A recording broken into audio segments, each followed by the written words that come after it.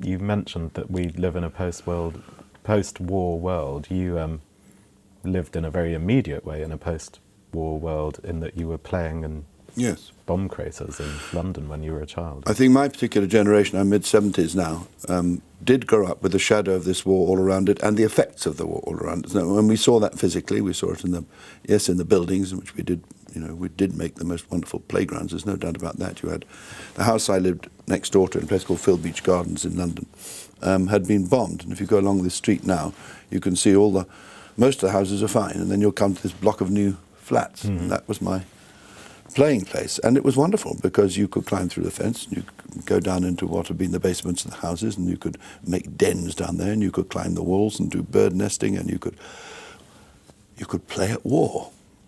And that's what we did a lot. We killed an awful lot of Germans in those ruins. I mean, that was the world we grew up in.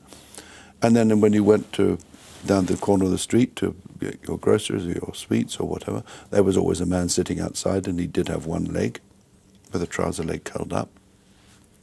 And there was a little Jack Russell puppy, I think it was, I know it was a small terrier, who would sit very, very close to the hat in which you were supposed to put money, which I never dared do because the dog was too close.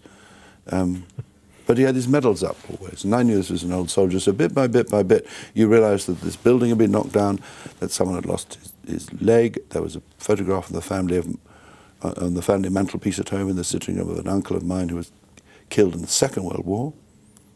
And my mother cried a lot about that.